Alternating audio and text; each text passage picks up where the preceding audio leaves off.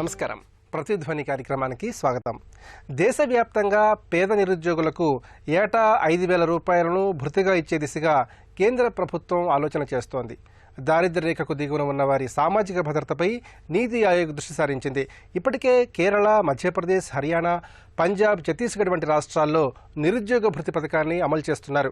అయితే దేశం మొత్తం ఇలాంటి పథకం తీసుకురావాలని కేంద్రం భావిస్తోంది. రాబోయే బడ్జెట్లోనే ఈ పథకాన్ని ప్రకటించాలని కేంద్ర ప్రభుత్వం కసరత్తు చేస్తోంది. ఈ నేపథ్యంలో దేశంలో నిరుద్యోగ భృతి ఆవశ్యకత ఏమిటి, అంతకంటే ముఖ్యంగా ఉద్యోగ కల్పనపై ఎలాంటి దృష్టి పెట్టాలి, గ్రామీణ భారతంలోని యువతకు ఎలాంటి ఉద్యోగ ఉపాధి అవకాశాలు కల్పించాలి అనే అంశాలకు సంబంధించి ప్రతిధ్వని చర్చను చేపట్టింది.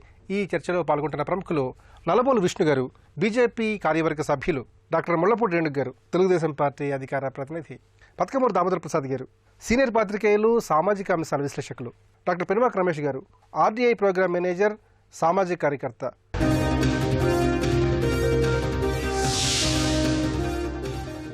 విష్ణు గారు, నిరుపేద వర్గాలకు సంబంధించిన నిరుద్యోగులకు ఏటా 5,000 రూపాయల జీవన భృతిని అందించాలని కేంద్ర ప్రభుత్వం ఆలోచన చేస్తోంది.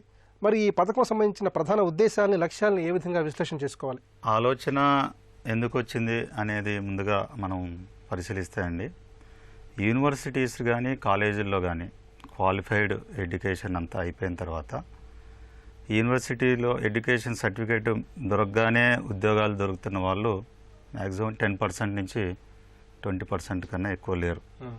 రెస్ట్ ఆఫ్ ద పీపుల్లో బ్యాక్వర్డ్, బాగా వెనుకబడిన వర్గాల నుంచి, ఇటు తల్లిదండ్రుల మీద ఆధారపడినా కూడా వాళ్ళకి ఎటువంటి ఆర్థిక సాయం దొరకని వాళ్ళకి, మరి అలాంటి వాళ్ళు కొంతమంది ఉద్యోగం సాధించాలి అంటే మినిమం ట్రావెల్ ఎక్స్పెన్స్ కూడా లేకుండా ఒక 2 years, 3 years, 4 years పడుతుంది వాళ్ళకి ఉద్యోగం రావాలంటే కొంతమందికి. మరి అలాంటి వాళ్ళు నిరుత్సాహపడకుండా, వాళ్ళకి మనం ఉన్నాము, గవర్నమెంట్ ఉంది అంటే ఇది 5,000తోనే వాళ్ళకి ఏదో అయిపోతుందని కాదు, వాళ్ళని నిరుత్సాహపడకుండా, వాళ్ళని వేరే తప్పుదో పట్టకుండా ఈ దేశం మీద, ఈ ప్రజల మీద, ఈ సమాజం మీద వాళ్ళకి ఒక మంచి నమ్మకాన్ని కలిగించడానికి ఒక కాన్సెప్ట్ తీసుకోవడం జరిగింది. అలానే కొన్ని రాష్ట్రాలు, ఇప్పుడు మధ్యప్రదేశ్, హర్యానా, ఛత్తీస్గఢ్, కేరళ, పంజాబ్, కొన్ని రాష్ట్రాల్లో కూడా 400 చిల్లర ఇస్తున్నారు. అట్లానే కొన్ని రాష్ట్రాలు ఆలోచిస్తున్నాయి. ఈ ఆలోచన విధానం దేశమంతా తీసుకొస్తే ఆ రాష్ట్రంలో ఇస్తున్నారు, ఈ రాష్ట్రంలో ఇవ్వట్లేదు, ఇలాంటివన్నీ కాకుండా దేశం మొత్తం ఒక యూనిట్గా పెట్టుకొని ఈ పథకం తీసుకొస్తే బాగుంటున్నది ఒక చర్చ మొదలైంది. దాంట్లో సానుకూలంగా ఈ నీతి ఆయోగ్ కానీ, ఈ ఫైనాన్స్ ఇష్యూస్ మీద కానీ వాళ్ళంతా పాజిటివ్గా స్పందించడం జరిగింది. సో దాన్ని ఇంకా ఏ విధంగా ఉంటుందనేది ఇప్పుడే ఇంకా ఫైనలైజ్ అవ్వలేదు. బట్ చర్చ బాగానే జరుగుతుంది. తప్పకుండా ఒక కన్క్లూజన్కి వస్తారని మనం ఆశిద్దాం. రేణుగు గారు, దేశవ్యాప్తంగా నిరుపేదలైన నిరుద్యోగులకు జీవన భృతిని అందించాలంటే భారీగా నిధులు ఖర్చు అవుతాయి. మరి సువిశాలమైనటువంటి భారతావనిలో మరి ఇంతటి స్థాయిలో నిధులు ఖర్చు పెట్టే అవకాశం మేరకు ఉంది. దీని సాధ్యాసాధ్యాలని ఏ విధంగా చూడాలి? మొత్తం ప్రపంచంలోనే అభివృద్ధి చెందినటువంటి అమెరికా సైతం ఈరోజు కలవరపడుతున్నటువంటి ఒక అంశం ఏంటి అంటే నిరుద్యోగం.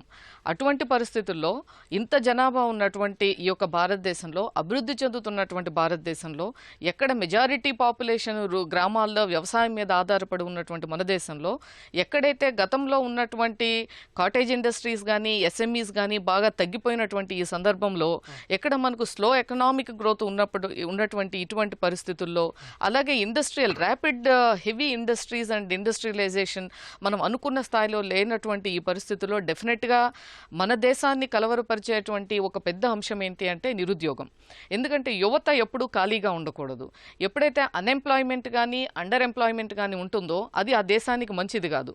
ఇటువంటి యూత్ మనం రాంగ్ వైపు వెళ్ళేటువంటి అవకాశాలు కూడా ఉంటాయి. కాబట్టి డెఫినెట్గా ఈరోజు కేంద్ర ప్రభుత్వం ఏదైతే ఆలోచన చేసిందో ఈ యొక్క నిరుద్యోగ భృతి 5,000 రూపాయలు అనేటువంటిది మంచి అంశం. అయితే ఇది టెంపరీ ఉపశమనం మాత్రమే. ఉపశమనం కూడా కాదు, మనం వారికి ఒక పెన్షన్ మాదిరి అనమాట, అంతవరకు లైక్ స్టైపెండ్ మాదిరి ఇది ఉపయోగపడుతుంది.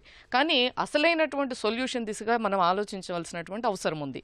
అది ఏంటి అంటే మనం ఉన్నటువంటి ఈ యొక్క వ్యవసాయాన్ని మోడర్నైజేషన్ కానీ, మెకనైజేషన్ చేయటం కానీ, ఏదైతే మన దగ్గర right job for right education లేదు, చదువుకున్నది ఒకటి, చివరికి చేసేది ఒకటి. ఎందుకు అంటే తగినటువంటి రేషనాలిటీ లేకపోవటం, దానికి అనువైనటువంటి వాతావరణం, ఉద్యోగాలు ఇక్కడ లేకపోవటం మూలంగానే ఎక్కువ మంది యువత ఇతర దేశాలకు వెళ్తున్నటువంటి సందర్భం కూడా మనం చూస్తూ ఉన్నాం. అదే మాదిరిగా ఇప్పుడు కాటేజ్ ఇండస్ట్రీస్ని, ఎస్ఎంఈస్ని ఇవన్నిటిని కూడా రివైవ్ చేసి ఈ యొక్క పెట్టుబడిని పెట్టుకుంటానికి ఇచ్చినట్లయితే సెల్ఫ్ ఎంప్లాయ్మెంట్ పెరుగుతుంది. అది ఎక్కువగా మనం చూసాము, ఉద్యోగాల కల్పన ఎక్కడ ఎక్కువగా ఉంటుందంటే సర్వీస్ సెక్టార్లో కానీ ఎంఎస్ఎంఈస్లో కానీ ఎక్కువగా ఉంది, తర్వాత అగ్రికల్చర్లో ఉంది, తర్వాత ఇండస్ట్రియలైజేషన్లో ఉంది. ఇండస్ట్రియలైజేషన్కి వచ్చేప్పటికి హెవీ ఇండస్ట్రీస్లో ఓన్లీ 15% ఉంది. అలాంటి పరిస్థితుల్లో మనం హెవీ ఇండస్ట్రీస్ అన్నప్పుడు ఇన్ఫ్రాస్ట్రక్చర్ కానీ, హౌసింగ్ కానీ, ఇరిగేషన్ కానీ ఇట్లాంటి యాక్టివిటీస్ ఎప్పుడైతే ఒక దేశంలో మొదలవుతుందో ఒక ఎకనామిక్ యాక్టివిటీ, అప్పుడు చదువుకున్నటువంటి యువతకి ఉపాధి, ఉద్యోగాల కల్పన ఎక్కువగా ఉండేటువంటి అవకాశాలు ఉండేటువంటి పరిస్థితి. కాబట్టి ఈరోజు భారతదేశంలో ఈ యొక్క నిరుద్యోగ భృతితో పాటుగా ఇటువంటి అంశాల మీద ఎక్కువగా ఎంఫసిస్ పెట్టవలసినటువంటి అవసరం ఉంది. అందుకే చంద్రబాబు నాయుడు గారు గతంలో కూడా స్కిల్ డెవలప్మెంట్ మిషన్ని ఈ 2.5 yearsలో మేము వచ్చిన వెంటనే స్కిల్ డెవలప్మెంట్ మిషన్స్ పెట్టాము. ఆ ద్వారా మనము స్కిల్ డెవలప్మెంట్ కార్పొరేషన్ పెట్టాము, మెంబర్స్ ఉన్నారు. యువతని సరైన విధంగా మనం మోల్డ్ చేయాలి అనేటువంటి ఉద్దేశంతో పెట్టాము. అలాగే సాఫ్ట్ స్కిల్ డెవలప్మెంట్స్ పెట్టాము. నిరుద్యోగ భృతి కన్నా ముందు మనము సెల్ఫ్ ఎంప్లాయ్మెంట్, ప్రతి ఒక్కరూ కూడా ఒకరి కింద పనిచేయటం కాదు, వారు 10 మందికి పనిచేసేటువంటి ఒక సెల్ఫ్ కాన్ఫిడెన్స్ కానీ, అలాగే ప్రభుత్వము ఈ యొక్క బ్యాంకుల నుంచి నిధులు ఇప్పించే దాంట్లో ప్రభుత్వం ప్రొయాక్టివ్గా ఉంటే ఇది మనకు పర్మనెంట్ సొల్యూషన్ వస్తుంది. దామోదర్ ప్రసాద్ గారు, ప్రపంచవ్యాప్తంగా ఈ తరహా పథకాలకు సంబంధించి అనేక దేశాలు ఆలోచిస్తున్నాయి. మరోవైపు మన దేశంలో నిరుద్యోగ సమస్య అంతకంతకు పెరుగుతోంది. సామాజిక భద్రతా కోణంలో నీతి ఆయోగ్ పెట్టిన దృష్టిని ఏ విధంగా పరిశీలించాలి? ఇప్పుడు దృష్టి కనుక పెట్టకపోతే భారతదేశంలో 130 కోట్ల దాదాపు జనాభా కలిగినటువంటి భారతదేశంలో యువత 50% ఉన్నారు. కాబట్టి వాళ్ళకి ఏదో పని కల్పించ, ఉద్యోగ ఉపాధి కల్పన ఎన్డీఏ ప్రభుత్వం కూడా, బీజేపీ కూడా 2014 ఎన్నికలకు ముందు దాదాపు 2 కోట్ల మందికి ఏటా కల్పిస్తూ 10 కోట్ల మందికి వచ్చే 5 ఏళ్లు కల్పిస్తామంటే హామీ ఇది కూడా ఇచ్చి ఉన్నది. బాధ్యతాయుతమైన ప్రభుత్వాలు, అందులో కేంద్ర ప్రభుత్వం ప్రధానంగా బాధ్యత ఉంటుంది. ఇందులో మన విద్యా వ్యవస్థను తీసుకుంటే నైపుణ్యాల వృద్ధి అనేది మన ఈ ప్రభుత్వం యొక్క ప్రధాన లక్ష్యంగా కూడా ఉన్నది. అది అయితే చెప్పినంత, హామీలు ఇచ్చినంత లేదా ప్రకటన చేస్తున్నంత వేగంగా, శీఘ్రంగా ఆ రకమైన నైపుణ్యాల వృద్ధి కానీ, లేదా వివిధ రంగాల్లో సమాజంలో వివిధ పారిశ్రామిక రంగాలు కావచ్చు, సేవా రంగం కావచ్చు, విద్యారంగం కావచ్చు, ఇతర ఇంజనీరింగ్ రంగం కావచ్చు, ఐటీ రంగం కావచ్చు, ఇట్లా ఆయా రంగాల్లో ఎలాంటి నైపుణ్యాలు అవసరమో వాళ్ళకి శిక్షణ ఇచ్చి వాళ్ళని సన్నద్ధులను చేసి ఆ రంగాలకు మళ్లించడము, అదేవిధంగా నైపుణ్యం కలిగిన వాడు విదేశాలు కూడా అవకాశాలు కల్పించడం విషయంపై తగినంత శ్రద్ధ లేదు. ఈ దశలో ఈ నిరుద్యోగులుగా ఉన్న వాళ్ళలో కొంత అశాంతి, అసంతృప్తి ప్రబలే అవకాశం ఉంది. కాబట్టి ఇది మంచి ఆలోచనే, తాత్కాలిక ఊరట కలిగించేది 1 సంవత్సరంలో వాళ్ళకి ఉద్యోగాలు వచ్చే వరకు. అయితే ఇలాంటి అవకాశాలు ప్రపంచ దేశాల్లో కూడా ఉన్నాయి. ఫిన్లాండ్లో ఇది అమలు చేశారు. వాళ్ళు దాదాపు 2000, అదే ఫిన్లాండ్ చిన్న దేశం, మన ఒక భారతదేశంలో ఒక రాష్ట్రం లాంటిది అది. అందువల్ల ఆ దేశంలో వాళ్ళు 2500 యూరోలు వాళ్ళకి ఇస్తున్నారు. సార్వత్రిక ఆదాయ పథకం అన్నారు, నిరుద్యోగ భృతి అనకుండా ప్రతి వ్యక్తికి, ఒక పౌరునికి లేదా పిల్లలకు కానీ వాళ్ళకి కానీ కొంత ఆదాయాన్ని సమకూర్చేటువంటి పథకం ఒకటి అమలు చేస్తారు. అది అయితే స్విట్జర్లాండ్లో అదే పథకాన్ని తిరస్కరించారు.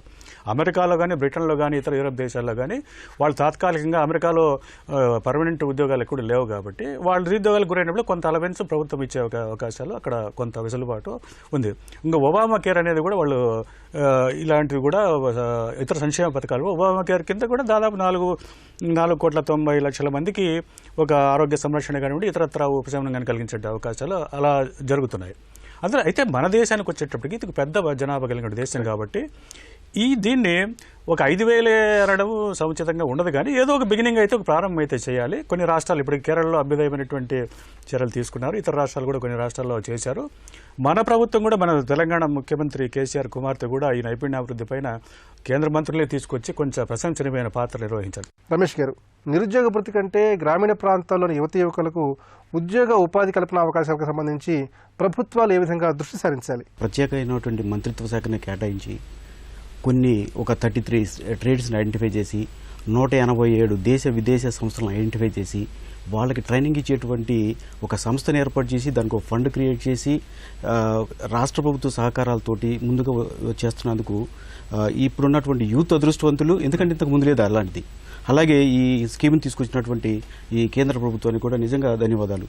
దీన్ని నిజంగా ముందుకు తీసుకెళ్తే మన దేశంలో నిరుద్యోగం అనేది ఉండదు, పేదరికం అనేది ఉండదు అనేది నా ఉద్దేశము. తర్వాత వ్యవసాయ రంగం, without agriculture there is no culture అని చెప్తూ ఉంటారు. ఇప్పటికీ కూడాను అరౌండ్ 69% పీపుల్ గ్రామాల్లో ఉంటున్నారు. వ్యవసాయం మేజరు. కానీ అక్కడ ఉన్నటువంటి రూరల్ యూత్లో ఉన్నటువంటి మేజర్ భావన ఎలా ఉందంటే, చదువుకుని ఏదో ఒక పట్టణంకి వెళ్ళి ఉద్యోగం చేయాలి, అక్కడ స్థిరపడాలి అనేటువంటి భావనలో ఉన్నారు వాళ్ళు. చదువుకున్నాము, ఉద్యోగమే, ఇదొక్కటే ఉన్నారు. కానీ ఇప్పుడు ఎవరైతే కొంతమంది అమెరికా కానీ ఎక్కడైనా స్టేట్స్ వెళ్ళి కొంత సంపాదించుకొని వచ్చి వాళ్ళ విలేజెస్లో వాళ్ళు ఈ రోజున వ్యవసాయం చేస్తున్నారు. వాళ్ళు నిజమైనటువంటి వాళ్ళు మనకి ఇక్కడ రోల్ మోడల్. వాళ్ళ దగ్గరికి వెళ్ళి ఎందుకు వీళ్ళు వెనకొచ్చారు, అక్కడ అంత సంపాదించుకుంటూ కూడా నేను నా దేశంకి వచ్చేసి నా గ్రామంలో నేను వ్యవసాయం చేయాలి. చాలామంది ఉన్నారు. జిల్లాకి మీరు తీసుకుంటే 10-15 మంది దాకా ఉన్నారు, బాగా well established in other countries. అలాంటి వాళ్ళు రోల్ మోడల్ ఎందుకు వచ్చారు అనేది కనుక మనం ఒకసారి వాళ్ళ దగ్గరికి వెళ్ళి తెలుసుకుంటే, వ్యవసాయం చాలా మందికి ఉపాధి కల్పించేటువంటి రంగం మన దేశంలో. వ్యవసాయం ఎందుకు వెనకబడుతుందంటే దానికి రకరకాల కారణాలు ఉన్నాయి. అది డ్రౌట్ సిచ్యువేషన్ కావచ్చు, సమ్ ఏరియాస్లో ఫ్లడ్ సిచ్యువేషన్ కావచ్చు, లేకపోతే పంట పండించొచ్చిన తర్వాత దానికి గిట్టుబాటు ధరలు రాకపోవటము, తర్వాత లేటెస్ట్ టెక్నాలజీస్ మనం వాడకపోవటము, వీటన్నిటికీ కూడాను వ్యవసాయమా ఏముంది ఇదా ఎప్పటి నుంచో చేస్తున్నాము, దీనిలో అంత ఆశాజనకమైనటువంటి మనకి డెవలప్మెంట్ ఉండదు అనేటువంటిది ఒకటి. తర్వాత ఈ స్కిల్ డెవలప్మెంట్కి వచ్చేసరికి ఎవరైనా సరే ఒక ఎంటర్ప్రీనియర్గా తయారవ్వాలంటే 4 కాంపోనెంట్స్ ఉంటాయి ముఖ్యంగా. ఒకటి ఫైనాన్సు, 2 స్కిల్ డెవలప్మెంటు, 3వది రా మెటీరియల్, 4వది సపోర్ట్ సర్వీసెస్. ఇప్పుడున్నటువంటి సిచ్యువేషన్ ప్రకారంగా బ్యాంకులు వాళ్ళు మన దగ్గర 10% ఉంటే 90% ఇవ్వడానికి ముందుకు వస్తున్నారు. కానీ స్కిల్ లేదు. మనం కనుక ఏ రంగమైనా సరే, మరి ముఖ్యంగా గ్రామీణ ప్రాంతాల్లో అక్కడ ఉన్నటువంటి యూత్కి ఎలాంటి టెక్నాలజీ వాడితే మనం ఎక్కువగా ప్రొడక్షన్ తీస్తాము, ఏ కాలంలో ఏం వేయాలి, ఇక్కడ ఉన్నటువంటి సాయిల్ కండిషన్స్ ఏంటి, వాటర్ పొజిషన్ ఏంటి, ఏ పంటలు వేస్తే మనం ఎక్కువగా దిగుబడి చేసి మనం వలసలు పోకుండా మన గ్రామంలో ఒక 10 మందికి ఉపాధి కల్పించేటువంటి టెక్నిక్స్ మనకి, ఎందుకంటే ప్రతి జిల్లాకి ఒక కేంద్రీయ కృషి విజ్ఞాన కేంద్రాలు ఉన్నాయి. మీరు ఇచ్చేటువంటి 5,000 అనేది సప్లిమెంటరీ, దానివల్ల ఏమీ రాదు. ఒక్కసారి మీరు స్కిల్ ఇచ్చారంటే ఆ స్కిల్ ఫర్ ఎవర్ ఉంటుంది. ఇప్పుడు స్వల్ప విరామం. విష్ణు గారు, ప్రస్తుతం దేశానికి అత్యంత ముఖ్యమైనది, ఆవశ్యకరమైంది ఉద్యోగ ఉపాధి కల్పన. మరి ప్రస్తుతం మోదీ సర్కారు ఉద్యోగ ఉపాధి కల్పన విషయానికి సంబంధించి ఎలాంటి దృష్టి పెట్టింది? రాబోయే 2 సంవత్సరాల్లో ఏ స్థాయిలో దేశవ్యాప్తంగా ఉద్యోగ ఉపాధి కల్పనకు ఆస్కారం ఉంది? భారతీయ జనతా పార్టీ ప్రారంభం నుంచే మాకు దీన్ దయాళ్ ఉపాధ్యాయ గారు వారి యొక్క దిశానిర్దేశంతో మొదలైన ఈ దీంట్లో వారు ముందే మాకు ఒక మార్గదర్శనం చేశారు. ఏకాత్మత మానవతావాదం, సర్వవ్యాప్తి సర్వస్పర్శ అని. దీంట్లో భాగంగానే మోడీ గారు రావడంతోనే ప్రధానమంత్రి కౌశల్య యోజన, ఈ స్కిల్ డెవలప్మెంట్కు మినిస్ట్రీ పెట్టడం, అట్టడుగు వర్గాలని వాళ్ళని కూడా మనం ఆదుకోవటం, వీళ్ళందరినీ సమాజంలోకి డెవలప్మెంట్లోకి తీసుకురావటం, ఇవన్నీ మాకు మొదటి నుంచి ద స్టార్టింగ్ ఆఫ్ జనసంఘ్ నుంచి ఇప్పుడు దాకా మా పార్టీ కోర్ సిద్ధాంతమే అది, మౌలిక సూత్రం. దాంట్లోనే ఇవన్నీ ఉన్నాయి. సో మీరు ఇప్పుడు ఇది ఉపాధి, ఉద్యోగం, ఈ 2 విషయాలు తీసుకుంటే, ఉద్యోగం రాని వాళ్ళకి ట్రై చేస్తున్నారు, వాళ్ళు ఒక వర్షన్ పక్కన పెడితే ఉపాధి కల్పించడం, దీనికోసము జన్ధన్ యోజన, ముద్రా బ్యాంకు, మళ్ళీ మొన్న రీసెంట్గా ప్రతి బ్యాంకు కూడా ఒక ఎస్సీకి, ఒక ఎస్టీకి, ఒక ఉమెన్కి అప్ టు 1 crore తప్పకుండా లోన్ ఇవ్వాలని చెప్పి బ్యాంకులకు ఇన్స్ట్రక్షన్ ఇవ్వడం జరిగింది. ఈ ఉపాధి కల్పించడం. మరి ఈ ఉపాధి కల్పించడం, లోన్ ఇవ్వడం వస్తే మళ్ళీ ఇక్కడ స్కిల్ డెవలప్మెంట్కి ఓ మంత్రిత్వ శాఖను పెట్టడం, ఈ రాష్ట్రాల్లో ఉన్న అన్ని ప్రభుత్వాలతో కోఆర్డినేట్ చేయడం, 33 యొక్క సనాతన సాంప్రదాయ వృత్తులు ఉన్నాయి మన ఇండియాలో, అన్ని దేశాల్లో లేవు అట్లా, మన దేశంలో మరి ఎక్కువ ఉంటాయి. మరి వాళ్ళని లేటెస్ట్ టెక్నాలజీకి అనుసంధానం చేయటం, ఇవన్నీ చేస్తూ గత 2 సంవత్సరాలుగా ఓ స్టెప్ తీసుకురావడం జరిగింది. మరి ఇవన్నీ ఒకవైతే సార్ అన్నారు ఫైనాన్స్, మరి మౌలిక సదుపాయాలు, వాటిల్లో మేక్ ఇన్ ఇండియా ప్రోగ్రాం పెట్టి నరేంద్ర మోడీ గారు ప్రపంచ దేశాల్లో ఒక మార్కెటింగ్ చేసి వారే ఇప్పటికే మోర్ దాన్ $30 బిలియన్ ఇన్వెస్ట్మెంట్ ఇండియాలోకి తీసుకురావడం జరిగింది. ఫ్రూట్స్ అందట్లేదంటే స్టార్టెడ్ ఓన్లీ 2.5 years బ్యాక్.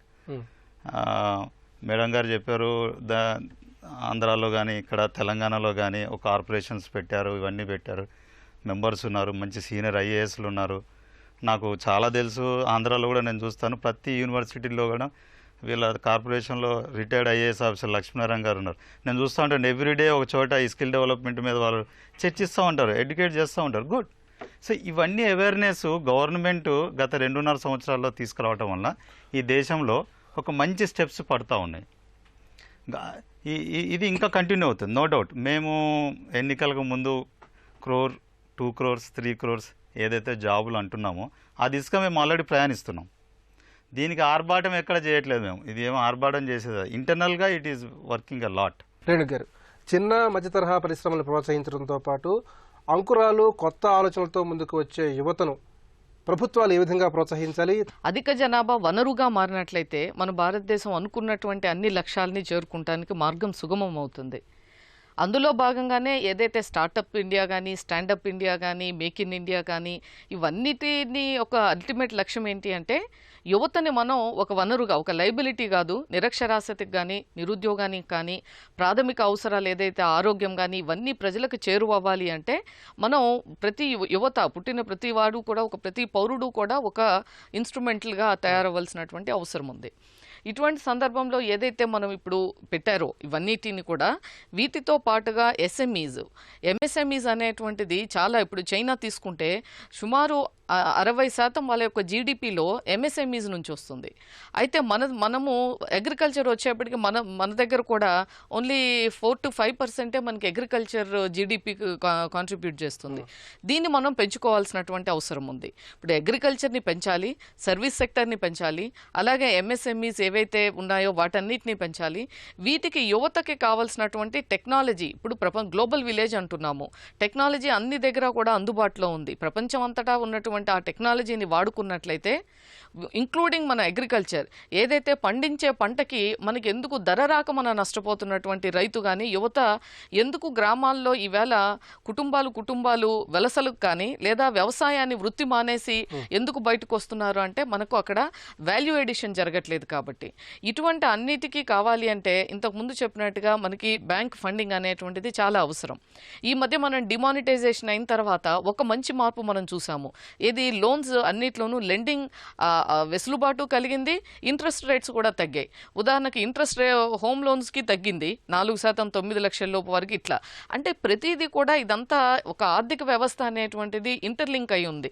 కాబట్టి ఈ చైన్ ఆఫ్ యాక్షన్స్లో ప్రతిదీ అగ్రికల్చర్ నుంచి అప్ టు ఇండస్ట్రియలైజేషన్ వరకు మధ్యలో ఉన్నటువంటి ఎంఎస్ఎంఈస్ చాలా అత్యధికం, మోస్ట్ ఇంపార్టెంట్. కాబట్టి ఇవన్నిటిని మనం అనుసంధానం చేయగలిగితే with technology, with good skill, ఎప్పుడైతే విత్ గుడ్ కమ్యూనికేషన్. ఇప్పుడు మరో విరామ. దామోదర్ ప్రసాద్ గారు, ప్రభుత్వాలు ఉద్యోగ ఉపాధి కల్పన రంగాలకు సంబంధించి దృష్టి సారించాయి.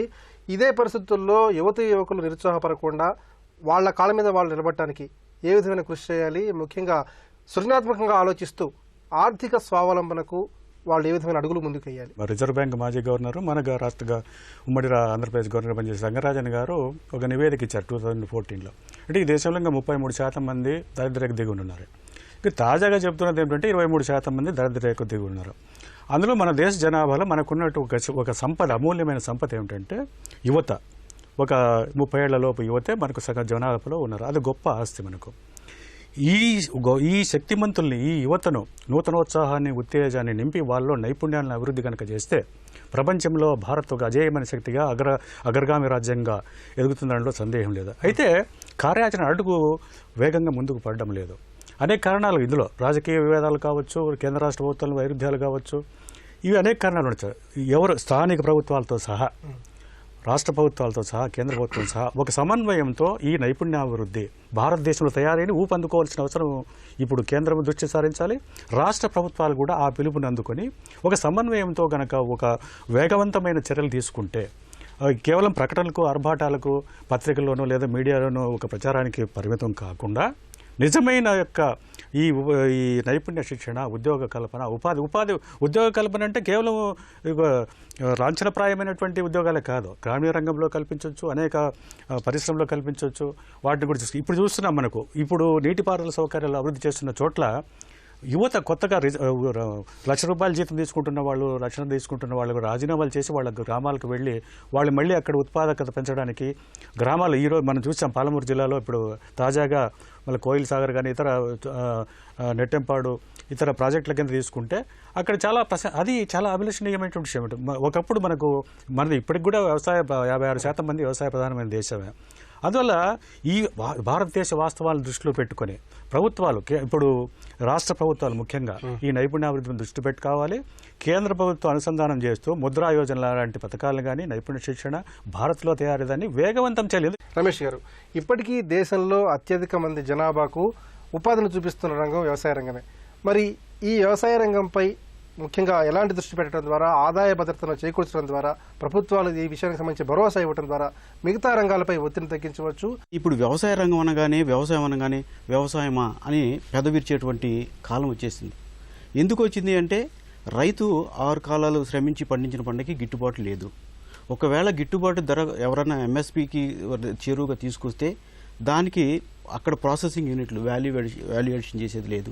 ఈ వ్యవసాయ రంగం మీద ఉన్న వాళ్ళకి ఎవరైతే ఉన్నారో వీళ్ళందరికీ కూడాను టెక్నికల్గా స్కిల్స్ ప్రొవైడ్ చేయాలి. దానికి మిషనరీ ఉంది. మీరు అగ్రి టూల్స్, లేటెస్ట్ టూల్స్ వస్తున్నాయి, అగ్రి ఇంప్లిమెంటేషన్స్ వస్తున్నాయి, వీటి మీద ట్రైనింగ్స్ ఇవ్వండి.